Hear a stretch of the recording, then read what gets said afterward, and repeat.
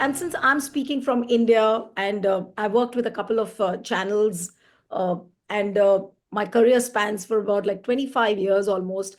And time and again, and almost on a daily basis, we are discussing issues about communal hatred, about polarization, and how it's seeped deeply into politics. And that's very important. And I'll just give you a short lowdown of what's happening in India. And since we are talking about the interfaith harmony, and we are talking about global peace, now the latest event which is happening in India, through which India is trying to showcase interfaith harmony, is the Mahakumbh. And Mahakumbh is an event, which fosters harmony, where it encourages a lot of people from across the world to come over, take a holy dip in the river. And there is a myth or a perception, if I may say, that, if you take a dip in the river Ganges, all your sins are washed away. But I will not get into that because there are several beliefs, whether you believe in it or not.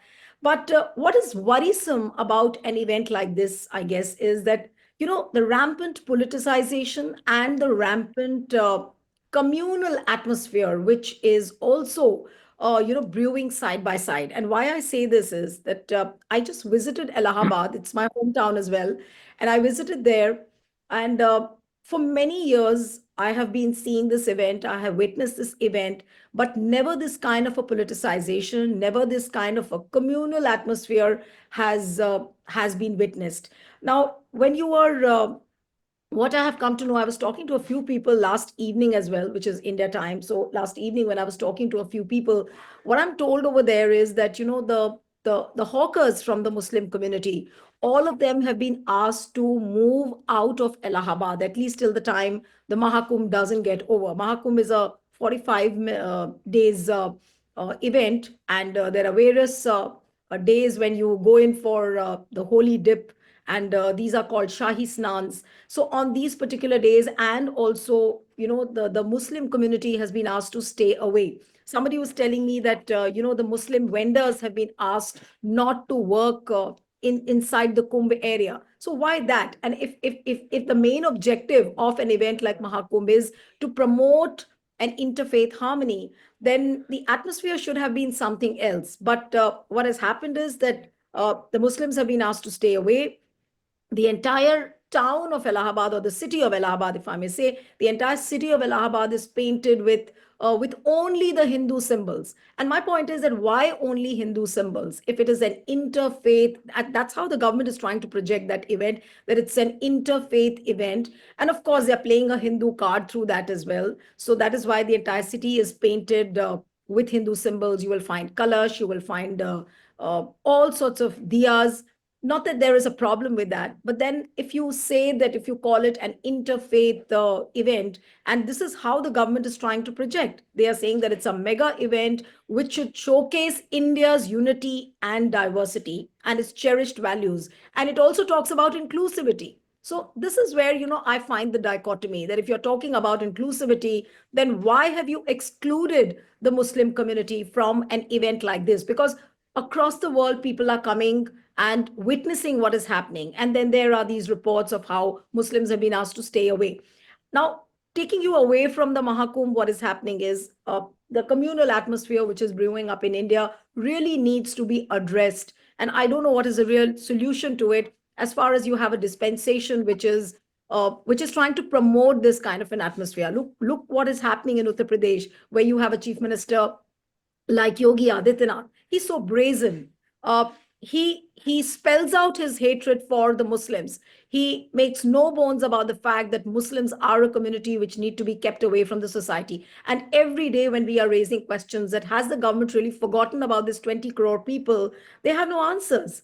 Uh, there are narratives put out that, the dargah will be dug up, we'll try and look for a temple. What has happened in Bahraich, where the Muslim community is provoked, the Hindu cadres, they go near the mosque and they try and provoke the Muslim population. Bulldozers are being used to raise down the houses of the Muslims. So these are very concerning elements. Currently, what is happening in India is actually not very good. And despite having raised voices continuously, and the people who are raising the voices are labeled as anti-nationals. They are labeled as people who are against the Indian government. So this is the kind of atmosphere which needs to be talked about, and which needs to be addressed in terms of what solutions can be there. And so I'll just try and sum it up, whatever I have to say, and then now I'll ask Justice Kaju to also talk about a little about Ibadat Khana, its initiatives, what we have done, and what does he really have to say about this communal atmosphere. Over to you, Justice Kaju. Thank you, Neelu, and uh,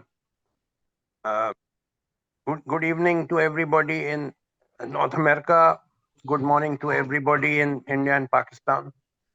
Uh, I would like to tell you about Ibadat Khana. This organization was created when I came to California in September 2019.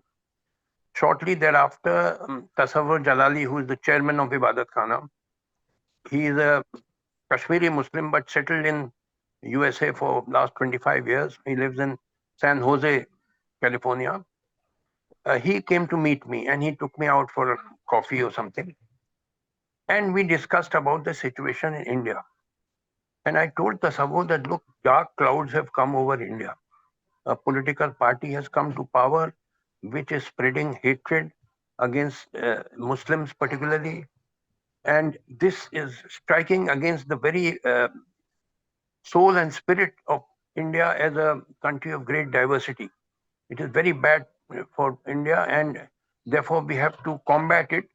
And then we decided to create this organization called Ibadat Khana.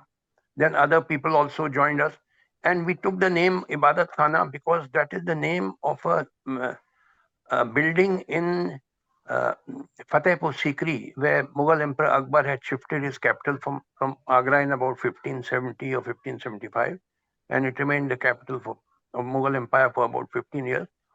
And Ibadat Khana is a building inside that fort and that palace in Fatehpur Sikri. And in that building, Ibadat Khana, scholars of all religions used to come, Muslims, Hindus, Parsis, Jains, Sikhs, and they used to discuss the good points about their religion. This is a unique building. You will not find it anywhere in the world where scholars of all religions are coming together and discussing the good points of their religion. And Mughal Emperor Akbar is our ideal because he propagated the policy of Sulh-e-Kul, which means giving equal respect to all religions. In Akbar's court, Hindus occupied very high positions, like Todar Mal was the finance minister of the Mughal Empire, Birbal and Mansingh were generals and all. He gave equal respect to all religions. And that is why the Mughal Empire survived so long, for 3 centuries, because it was inclusive. It took everybody together. So that Akbar realized that this is a country of great diversity. You have to take everybody together. Now, this spirit and ethos of India has been directly struck by by Mr. Modi and the BJP, who have tried to convert India, which is under the constitution said to be a secular country, but they want it as a Hindu country, as a Hindu country. Now, if you convert into India into a Hindu country, I can tell you there will be many more partitions of India. Why should people living in Northeast, like say Nagas, they are almost all Christians, and in many other northeastern states, they are Christians. They will say, thank you very much, but we are leaving India because we are not prepared to be treated as second-rate citizens. If India is going to be converted as a Hindu country, then all right, we are Christians, we are leaving, we will secede. Similarly, Kashmiris, they are mostly Muslim. They will say we will secede if India is going to be converted into a Hindu country. And Sikhs are demanding Khalistan. They will also get encouragement. So India will break up into, it will be balkanized. This is very, very harmful to India if you try to convert it into a Hindu country. So this has to be combated if we want to remain together, united. We have to be a secular country, giving equal respect to all religions, and follow the uh, path shown by Mughal Emperor Akbar of Sulh-e-Kul. And then we started this organization, Ibadat Khana. we held the first inaugural function, I think in December 2019. Tasawwur will correct me if I'm wrong, where two or 300 people collected together, and I explained the purpose of creating Ibadat Khana as an organization to promote interfaith harmony. And you can see it if you go on Google, if you go on YouTube and you type Ibadat Khana Global Meetup, you will find all our webinars. We have held many webinars after the inaugural function uh, on YouTube. So this is the purpose of creating Ibadat Khana. We are combating this religious bigotry which has been thought to be imposed by the present political leaders of India. What is happening, it's very, very unfortunate. It's going to do great damage to the country, like in Bahraich, about which you mentioned. Hindu processions go before areas where there are a lot of Muslims, and they abuse the Prophet, they abuse the Quran deliberately to provoke Muslims. And one of the Hindus, I forget the name, he entered a Muslim's house and hoisted a Bhagwa flag, that is saffron flag of Hindus, and he was killed. All right, if he was killed, then you take legal action against those who killed him. But the reaction was hundreds of Muslims' houses were burned, their shops were burned, their hospitals were burnt, and in fact, uh, there's an eminent Hindi newspaper called Dainik Bhaskar, which did a sting operation in which the police officers was telling these Hindu bigots that you go ahead, do what you like, we will not interfere. You burn the houses and shops of Muslims and all that. That was all captured on in the sting operation. So this is very bad. We, so Ibadat Khana has been made to combat this, and it will take time, but we will pursue in our aim because that is the only way how our country can survive united and progress. Thank you.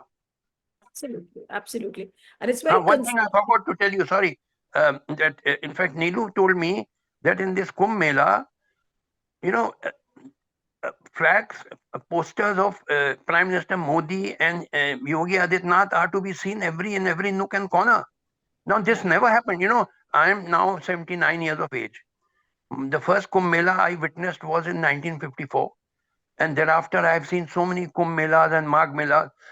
Magh Melas take place every year, Kumbh Mela every 12 years. I have witnessed for 50 years, but there was never any politicization. I never saw any poster of Jawaharlal Nehru or Indira Gandhi or Shastri or anybody in any of these Kumbh Melas. This is the first time this has happened, that in every nook and corner of this Kumbh Mela, where I believe 400 million people are going to assemble, which is bigger than the population of USA.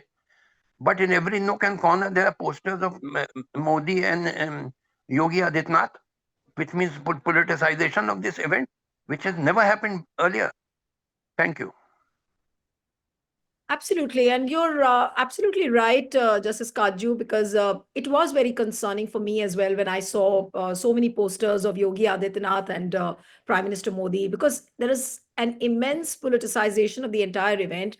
And a lot of things have changed now. It's a commercialization of Mahakumbh, if I may call it, because they're trying to convert this Mahakumbh into some sort of a political gateway to the 2027 Uttar Pradesh elections. And that is why they are treating it as a big, big mega event where a lot of people have come in, and I guess there's going to be like a Dharm Sansad as well, where obviously the agenda of the RSS would be to, to continue with their hatred for Muslims. So that is something which is very concerning. There used to be a lot of people, from the lower middle class and the villages coming over all the way to attend Mahakumbh and take a dip. And this time the things have completely changed. Those poor people have not been allowed. What is happening is that from the different BJP states, the BJP governments from the states have been sending a lot of their own political workers, and which is why there is no space left now for these poor people who used to come, in queues and waiting to take a dip. So all that has completely changed, and then to rampant politicization, commercialization, and along with that, the communal tone that look, there is no place for Muslims. So this is something which is very, very disturbing. And now I'll come to Senator Mushahid now. Senator Mushahid, what would you really say to the polarizing atmosphere which exists? And also, I want to begin with what's happening in your country as far as the protection of the minorities is concerned. And I would also want you to comment a bit on what's happening in Bangladesh. Yes, over to you. Thank you very much, and good morning, and greetings from Islamabad.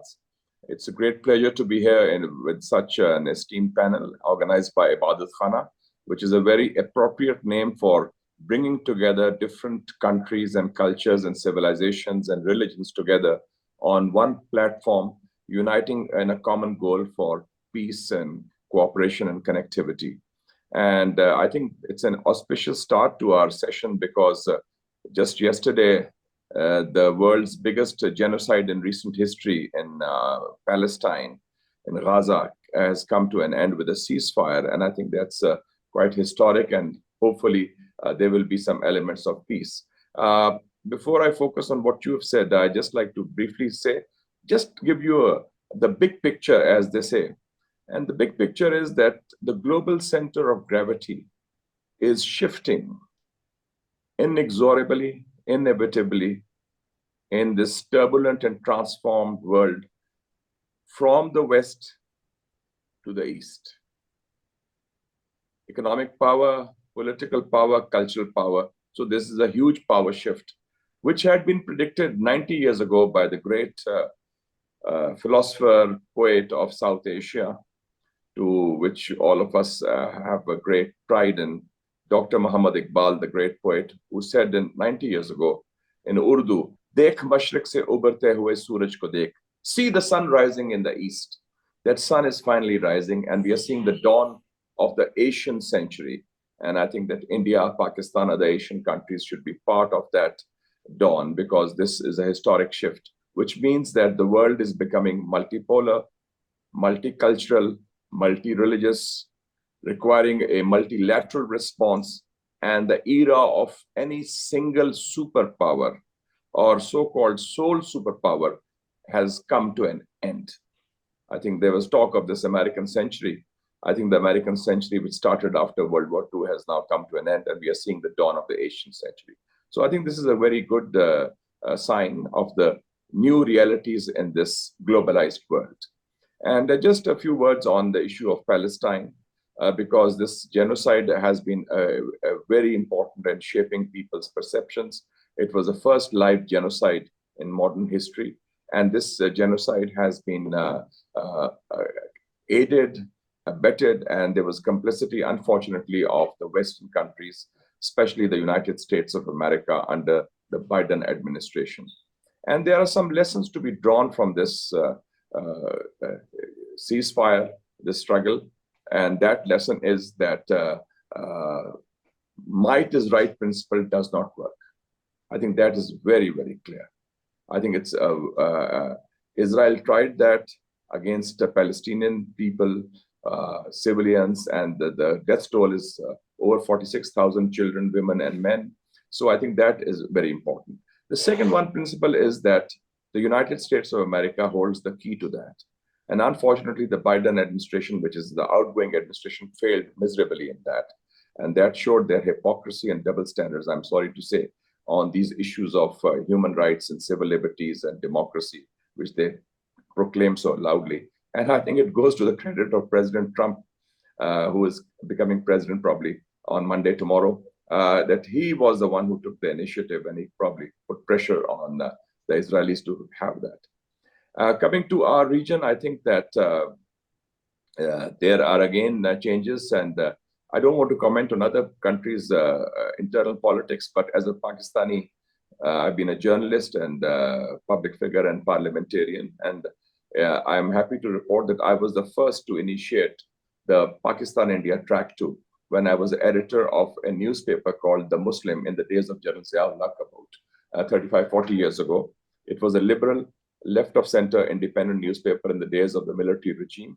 And we were the ones who started this Track 2 of Pakistan and India, because it is my belief that you cannot wish away neighbors, and Pakistan and India need to talk. And I was the first Pakistani journalist to have a column in Indian press, Times of India, Hindustan Times, and the Telegraph.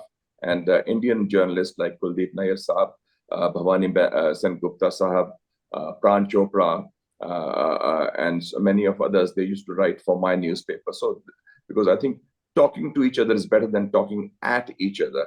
And I think we initiated that track too. And there was also exchanges. And when I organized the conference, Pushpant Singh Saab came, Prem Bhatia Saab came, and a lot of other people, including the first military officer, Lieutenant General A.M. Vora, I think it was, former Vice Chief of Staff of India at that time. So we organized that, and then we tried to continue that. And I used to go to India also. I remember the Times of India had their 150 years of their celebrations in 1989. Rajiv Gandhi was the Prime Minister, and I was invited as the keynote speaker. Similarly, the Telegraph of M.J. Akbar had the same thing. I was invited, and I was the first Pakistani journalist to interview at that time Mrs. Indira Gandhi, and also Rajiv Gandhi, and other leaders who subsequently came. And when Vajpayee Saab came to Pakistan in 1999, I was Minister for Information, Culture and Tourism, and I was his minister in waiting as a protocol minister. So I feel that Vajpayee Saab was probably one of the greatest statesmen of South Asia, I think, who had what I call the Nixonian vision to have the larger picture of peace with Pakistan, peace in the region, a solution of Kashmir issue, and so forth. So I think that unfortunately now it seems that the government in India has an ideological foreign policy towards Pakistan and towards some of its smaller neighbors, and that is causing problems, because this is the first time, at least in my lifetime, that there's absolutely no communication between Pakistan and India at the people-to-people level, at the non-governmental level, and frankly, even at the government level. It is just a formality of, tit-for-tat criticisms. So I think this abnormal situation has to be turned around. And we should also understand that there are reactions. Every action has reactions. If something happens in India, it has a certain consequence in Pakistan. And there are extremist elements in both countries. They are, I would say, they are not the norm. They are the aberration. And if, for example, if the Babri Masjid is torn down or attacked on 6th of December 1992, then there are consequences here also. It gives fuel to the flames of extremism and bigotry. So I feel, but there's one important difference in Pakistan. I think there's been a change that India bashing does not sell politically in Pakistan. In the recent elections or the last few elections, India has been a non-issue in Pakistan. Nobody talks about India. There were domestic issues, yes. Yes, anti-Americanism, yes, especially after 9/11, but not any anti-Indianism. Conversely, in India, regrettably, Pakistan bashing and Muslim bashing still sells and gets votes. And I think that is a qualitative difference, and I think we should be on the watch out for that. And I would say that more communication, more contact, more interaction, and exchanges of visits. I remember when I was the information minister, we had free exchange of Indian journalists. People would just say, whether it's Tavleen Singh or Barkat Dak or Kuldeep Nair, just call me on the telephone. Mushahid, we want to come to India, to Pakistan from India day after tomorrow. I said, tomorrow, just go to the High Commission, you'll get the visa stamped. No security clearance, no nothing. So that should be the interaction. And we had that, and unfortunately, this is an abnormal situation. Now, given that context, there is a reaction, not just in Pakistan, but in the region. Now, you have seen that there had been changes of government in South Asia. Bangladesh, I think there has been a student revolution, and there was I would say it was popular, indigenous, widespread, and spontaneous against the one-party regime of the former Prime Minister Hasina Wajid Saiba. And that regime was seen as being inextricably intertwined with New Delhi, too closely linked. And I think that they call it now the second liberation, at least that's what they say. And it seemed that there was a reaction to that. Because you see, South Asia, our political culture is, we are not like Egypt, Sisi, or any African country. There is a tradition, and I think perhaps because of the British or whatever, of rule of law, of a culture of resistance, of a culture of defiance. I've seen military regimes. I've been a political prisoner myself also in the past, without any charges, by the way, and I was declared a prisoner of conscience by the Amnesty International. We have faced those, but people stand up. and people resist. And India also, there was an emergency. People stood up, they fought, and they defeated Mrs. Gandhi in the elections. So here also there's a culture of resistance, culture of defiance. For example, I do not belong to the PTI, the Imran Khan's party, but I was the first to speak in Parliament saying that Imran Khan is a political prisoner and he should be released. And all political prisoners should be released. And there should not be persecution of any one party. Because I think we should take a principled Shahid, if approach I may on just politics. interrupt you, after this verdict which came where sentencing of Imran Khan has been done like for 14 years now, what is the kind of reaction in your country? And what about this entire fight for democracy? Where is it really headed to? I think one should be very clear that legality and popular legitimacy are mutually exclusive. The True. convictions come and go. Previously, Prime Minister's Mr. Bhutto was hanged by the Supreme Court. The day General Zia died, the elections were held, his party came to power. And that thing was nullified. Mr. Nawaz Sharif was also disqualified and said that, and convicted, and that conviction has been set aside, not by the court, but later on by the court, but also by the ballot box. So I think the power of the people, in my view, is paramount. The ballot box is supreme. And these verdicts, which are frankly politically motivated and influenced, they do not have a lasting impact. Look at your own country. You are, as we are speaking today, and you have in the United States of America, Donald Trump, who is a convicted felon, by the way, a convicted felon. So, and he is going to become on Monday, 20th of January, the 47th president of the United States with 34 other charges, which are still pending, by the way, because he's president, he has immunity. So what does it matter? The people still voted for him. 77 million Americans voted for him. They said, okay, this is the charges, this is the conviction, we don't care. So I think that is, for politicians, the ballot box is paramount. And in Pakistan, I think there's a very vibrant, very open, very democratic democratic ethos. Unfortunately, the main problem, in my view, is that the political parties, the political forces, do not have the rules of the game among themselves. And then I call it political tribalism, because you try to pull the other person down. That polarization, which is in India and USA, is also in Pakistan.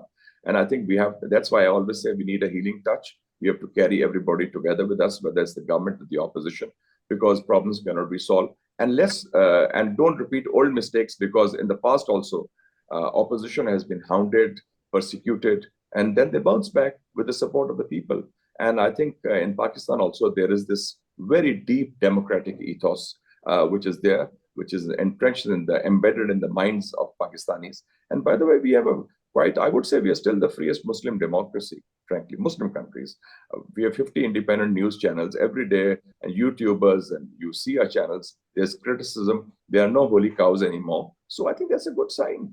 And more power to the pen, and more power to the people who speak up and speak truth to power. Thank you so much. Absolutely. Wonderfully said, Shahid. And democracy and, this pursuit for peace, I guess this is a common thread amongst all the nations. But I just wish that, the political parties would have just respected. Political parties would have thought that, the ballot boxes are supreme. Judiciary would have played the role. But these are like, if wishes were horses, you could ride on them. Well, the American Supreme Court has just banned TikTok. Can you imagine that? So they talk of free speech. They've banned TikTok because it's supposed to be Chinese on national security grounds. So this is in the United States of America, the world's so-called greatest democracy. So I think that, and they also justified the military tribunals after 9/11, if you remember, till 2006. I think there's not a perfect system anywhere. And there are various counts where India is also failing. I mean, what is happening? A curb on the freedom of expression, jailing the journalists, slapping charges against them under UAP, where journalists are just languishing in jails. They don't get bails. So this is the order of the day, and I think this is the most appropriate forum to talk about it. It's no more that the world is so segregated that you can't talk about one country on a platform like this. Yeah. But we need to bring in that thread which unites the people, which calls for peace. and it provides a healing touch. So I think it's very, very important to speak about these issues at this moment. And I'll come to Jeevan Zucchi now. Jeevan, as an American, as a Kashmiri American Pandit, you've been there for a long while. What do you really have to say about the polarized atmosphere which you see in USA? And then I'll, of course, come to what's happening in Kashmir as well. Yes, over to you, Zucchi. Well, first of all, thank you so much for this opportunity, and it's a pleasure to hear uh, Mushahid Hussain Said Saab. And it's really true, what's happening in this part of the world, which is the United States of America. I think you do see a lot of, you know, conflicts. I mean, on one hand, they believe in something that they propagate and they say that they believe in this and that. But on the other hand, uh, they have been basically the deep state. They have been promoting, Yes, all absolutely. these problems that we are seeing anywhere in the world. And the recent one, like Mushahid Saab said, supporting, uh, the murder of these 40,000 people. I mean, it's unthinkable. And it's very, very unfortunate. Trump seems to be talking about the right things, but I think it's only talk as of this moment. We really don't know what exactly he will be able to deliver, what exactly he'll be able to do. But I feel very, very happy that we have had this change and Trump won. I'm a Democrat who has been a Democrat for all these 52 years I have lived in America. But I had also lost complete faith. And in the past several years, it has been, like, why am I even a Democrat? So I wanted this change, and we were fortunate that Trump did win. But, like I was talking to some newspaper reporter today, and I said, I don't know. I mean, what he can be able to deliver and what he cannot be able to deliver. We don't know yet. But at least we know that, like Mushahid Saab said, the first thing that he did was negotiate this ceasefire. Even though Biden is taking credit, but we know that's complete lies. I mean, he has been talking Yes. since June and nothing had happened. So Trump has been able to deliver this first thing, and I'm very happy about this. So let's hope that we'll see so many other good things happening so we can be able to get the whole world together and and build bridges for global peace. Like that's the topic today, and I'm so glad that this topic has been picked up because there's a great need for this. I mean, we have problems all over. We have problems in Ukraine. We have problems. I hope Trump is able to do something there also. I'm hoping that we may have a good news, in a month or so, that he'll be able to do something in that area also. Like he had said during his campaign that, I'll do this uh, on the first day after I take office. So let's hope that all these things are behind us, and we Can I also. just interrupt you? Because with Trump taking over as the 47th president of United States, there are not, I wouldn't say there are rumors, but of course, very strong murmurs about oligarchy, about which President Joe Biden also spoke in his farewell address. And that's a very concerning thing. And then again, this is a common factor which you see in India and what you see in America. India, you have an empire called the Gautam Adani Empire, which is almost like a glue to the government, and which is why the institutions are collapsing. Judiciary seems to be collapsing, media seems to be collapsing because of this one particular corporate group which has monopolized. And are you not seeing a similar kind of a thing? I don't want to sound very pessimistic at this point of time, but is this oligarchy or the roots of oligarchy now, which you see in America, is it going to be a very concerning factor for America? I really don't believe that it will be an issue. I do understand, we have some of these billionaires, but I see something good coming out of it, because there's a difference.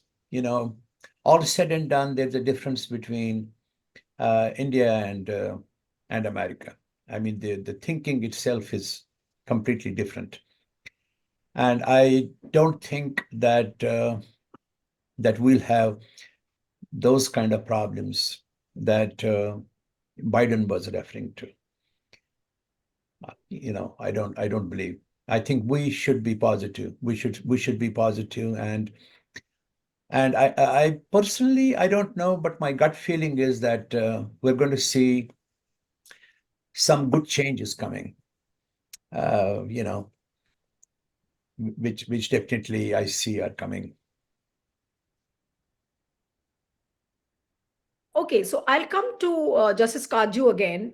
Justice Kaju, what do you think should be the strategy, to bridge this divide and promote some constructive, dialogue in today's polarized atmosphere, whether it is America, whether it is India, whether it is Bangladesh, whether it is Pakistan? What do you think should be the constructive strategy at this point of time? Yes, Justice Kaju. See, I cannot speak about other countries, but I can speak about India, that there is great need of an organization in which there are all communities, Hindu, Muslim, Sikh, Christian, everybody, all joining hands together and launching people's struggle against these attempts by politicians, not just BJP, others also, to polarize society on religious and caste lines and spreading hatred in order to get votes. These politicians in India, they have no genuine love for the people. They only want power and pelf, for which they polarize society and spread hatred. So there's need of an organization to combat this. A people's organization in which there are people of all communities and led by modern-minded patriotic leaders who are not to be seen today, but I'm sure they will emerge in the future. Because whenever any country is in distress or a crisis, then history has shown that nature throws up patriotic, selfless leaders who lead the country forward. Like, for instance, when there was the American War of Independence against British rule from 1775 to 81, then George Washington and Thomas Jefferson and all these great patriotic persons, they emerged. Or in England, when there was a struggle in the 17th century between king and parliament, and Oliver Cromwell and Hampden and Pym and all emerged. So I'm sure great leaders will emerge in India, but as yet they are not to be seen. We have to wait till this happens. Thank you. Yes. I'll come to Mushahid now. That Mushahid, I also wanted to speak to you about the religious persecution of the minorities in your country, and what are the solutions? I'm talking more about solutions as to what solutions can come up, to foster unity, and especially in South Asia, because people start quoting countries that, look, this is what is happening in Pakistan. Look, this is what is happening in India, and it's a reality. It's happening, and it's happening. And everyone is watching helplessly because there are certain reasons because of which this binding together of the people is not happening the way it should have. So what do you think? How do you think can you really bridge the divide? Should there be some kind of a regional collaboration which encourages all this? What is the view according to you? I think I would like to make a distinction between religious persecution of minorities in India and Pakistan, respectively. there's a qualitative difference. Sadly, in India, under the Modi regime, it is state sanctioned. And also it is celebrated by the ruling party, especially the RSS, which incidentally is going to celebrate its 100 years this year. It was formed in 1925, inspired by Mussolini's fascism in Italy, and it is celebrating 100 years this year, 2025. So there is a state sanction or official sanction in terms of statements, in terms of actions, in terms of aiding and abetment. In Pakistan, it is not state sanctioned. It is aberration by extremists, religious extremists who are there, and they are Muslim extremists, they are other extremists, and unfortunately, and the state takes action on that, whether it's against the Hindus, and mostly in Sindh province, and Christians in other parts of Pakistan. So I think that, and people like myself, for example, in my party headquarters, I've been Secretary General of the party also. I've been celebrating all the holy days of all religions. Well, it's Holi, Diwali, Lord Buddha's birthday, Christmas, Easter, because and also Guru Nanak Ji's birth anniversary, and the Kartarpur corridor is a living testimony to that interfaith harmony. So I think that it's important to show that respect at the official level.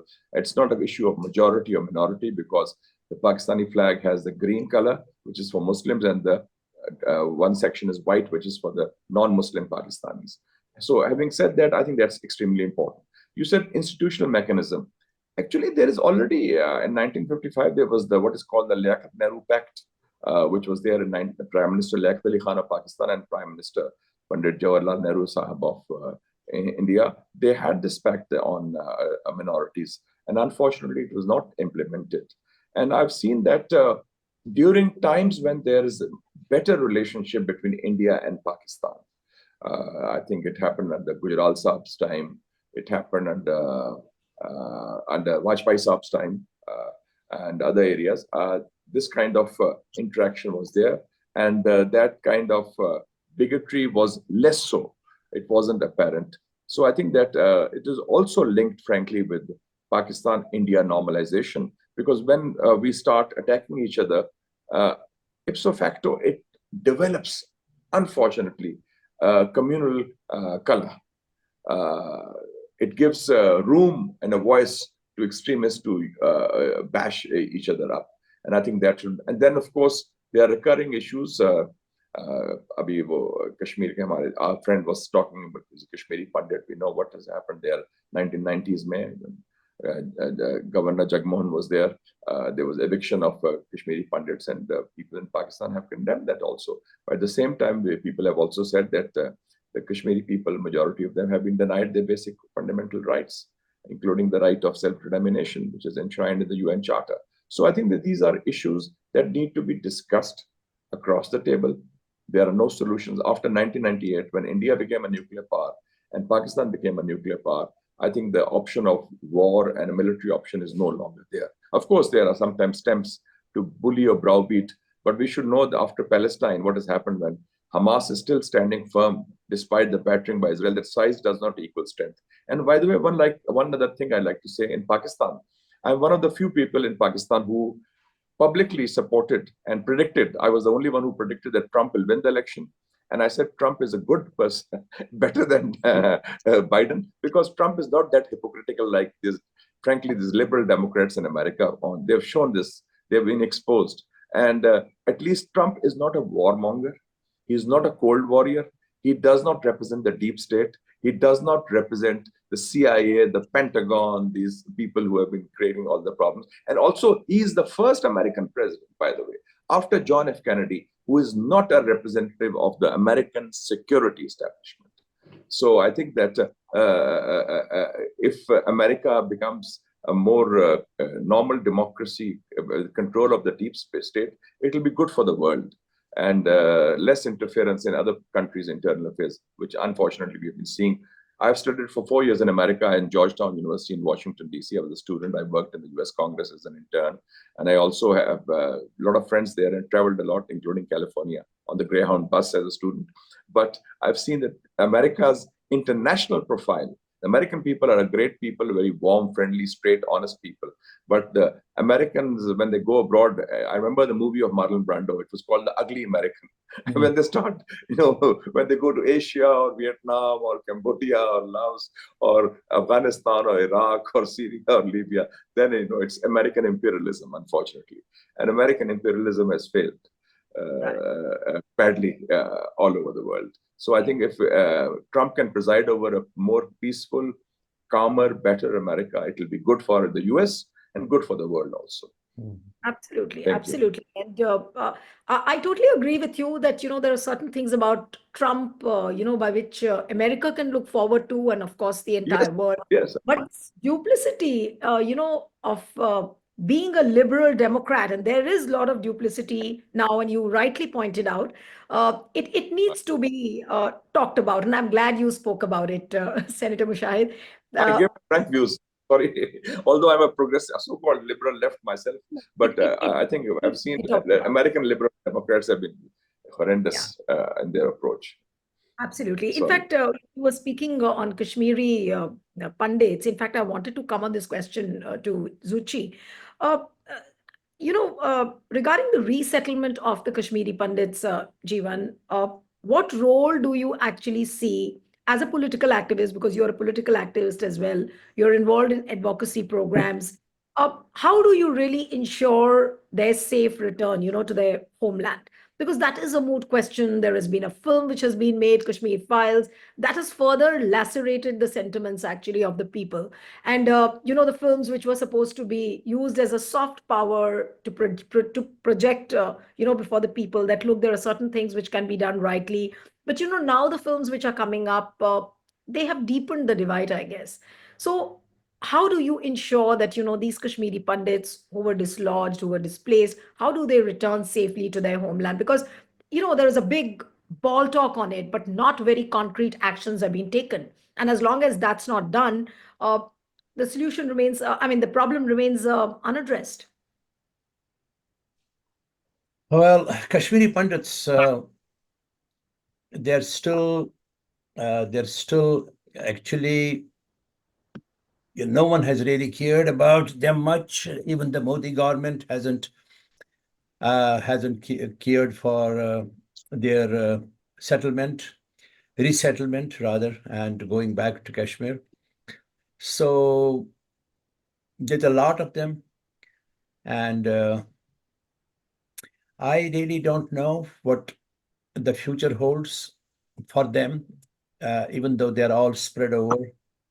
They're all over the world now, and they're all doing well. Most of them are doing well. It's just that some of the people who are still in those camps where they had to, you know, when there was an exodus, and they had to settle down in those camps. Unfortunately, we still have, I would say, about 30, 40,000 people who are still there and are in bad shape. But at the same time, Kashmiri Pandits, they have definitely lost their culture. And losing your home and then losing your culture, I think these are not very small things to happen in somebody's life. And I think if you're asking me, like, what could be done, you know, I would say that political activism and advocacy are absolutely central to ensuring that the return of Kashmiri Pandits to their homeland is both safe and dignified. The displacement of Kashmiri Pandits from the valley in the late 80s and early 90s was not just a physical migration, but a deep psychological and cultural trauma. Today, activism plays a vital role in raising awareness of their plight and making sure that the voices of the displaced community are heard in the political discourse. As a Kashmiri Pandit diaspora, especially those of us living in politically influential countries like America, we can probably leverage our position as we have been trying to do to bring global attention to the issue. And advocacy at the international level can help influence policy, ensuring that the situation in Kashmir receives more than just passing attention. So we might, and we are collaborating with human rights organizations, diplomatic channels, international institutions, and we can push for a solution that not only addresses the security concerns of Pandits, but also safeguard their cultural identity and rights. The key lies in advocating for a return. That's not merely about resettling people physically, but about creating an environment where Kashmiri Pandits can be able to live without fear, prejudice, or displacement once again. This includes ensuring that political representatives understand the gravity of this issue and the need for specific measures that guarantee protection, economic opportunities, and the restoration of the unique cultural heritage that Kashmiri Pandits have nurtured for centuries. So, we have been speaking to the government and we have been trying to see that, that there is a solution, even though I do understand that there are so many of them who may not be able to go back now because they're all settled elsewhere, other parts of India or other parts of the world. And it has been 35 years, a long time. So the opportunities also are very limited for them in Kashmir. So I really don't know. It's a very difficult situation. But I do believe personally that whenever I visit Kashmir, there's a lot of love, for the Kashmiris, for the Kashmiri Pandits, and I know they will always be welcome by the majority community, who initially didn't have anything to do with whatever happened. And while Mushahid Hussain Saab is here, it was all Pakistan's doing. I mean, they unfortunately Ziaul Haq's plan and it's history, politics. They always thought Kashmir they belonged to them, and I don't want to get into the politics of it because we then we dig graves. I mean, they start I think stinking. it started with the rigged elections of 1987 in Jammu and Kashmir. That's true. That also. was the turning. That is That very was the turning true. point because people felt there was no space. People like Sayyid Salahuddin, others who contested, and the MUF also, the religious parties, they felt there was no space, and then they took up arms. And I think we should accept that unsolved problems have root causes also. That So is very we true. can't put There's no everything doubt on about it. Definitely. The And root cause. Jagmohan also encouraged that because they wanted to use as part of their narrative. Jagmohan, when he was the governor, they wanted to play the Hindu card at that time also. Well, yeah, politics is so murky. I mean, it's so difficult because, all these narratives, That's what and exactly Sant Jarnail Singh Bhindranwala was encouraged by Mrs. Gandhi to play the Sikh card against the Akali Dal. So the chickens come home to roost, as the Americans say. You said it very well. I'm 100% in agreement. Yes. When you say that politics is murky, it's actually the politics, it's the geopolitics, which is actually, is almost emerging as a big hurdle, in these peace initiatives. Whether it's polarization, whether it is you refer to any conflict zone, whatever is happening is because of the internal politics, it's because of the geopolitics, and it's now for the political parties actually to, find out solutions. And then a lot of responsibility lies on the people as well to raise voices, to speak like this. I would just request Justice Kaju now to give a concluding note, and then we'll end this webinar. Yes, Justice Kaju, over to you. I just want to add that I want to invite Justice Kaju whenever convenient to visit Pakistan. And we look forward to warmly welcoming him to Pakistan whenever convenient. Shahid, even I want to visit Pakistan. Okay, I'll get you the visas. Don't worry. Yeah. Okay, Justice Kaju. Yeah. Look forward. I am an optimist. Uh, at presently, there are dark clouds over our subcontinent, but I'm confident those dark clouds will clear. And Yes. but for that, we must follow the path shown by the great Mughal Emperor Akbar, which was Agreed. Sulh-e-Kul. Sulh-e-Kul was the policy: give equal respect to all religions, then there's no problem. You follow your, see, secularism does not mean that you cannot follow your religion.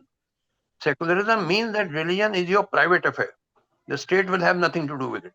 You go to a temple, you go to a mosque, you go to a church or gurdwara, there's no problem, nobody will interfere. But state must not. See, unfortunately, what has happened in India is the state is interfering with, like in the Kumbh Mela, about which Neelu mentioned. She had personally gone there and she found posters of Modi and Yogi Adityanath in every nook and corner. Now, this has never happened before. I've been witnessing Kumbh Mela and Magh Mela from the age of 8 years in 1954, when I witnessed the first Kumbh Mela. I was 8 years old, I remember. And after that, many Kumbh Melas I saw, but there was no poster of Jawaharlal Nehru or of Shastri or Indira Gandhi or any politician. What used to happen was people used to bathe in the morning, and from afternoon, religious discourses by saints and sadhus from various parts of the country used to take place on Ramayana or Mahabharata or Gita or something. But there were no political posters and no politicization.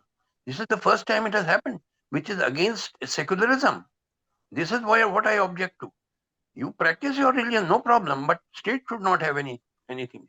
This is what, see, the great Mughal Emperor Akbar himself was a practicing Muslim, but he gave equal respect to all religions. You practice your religion.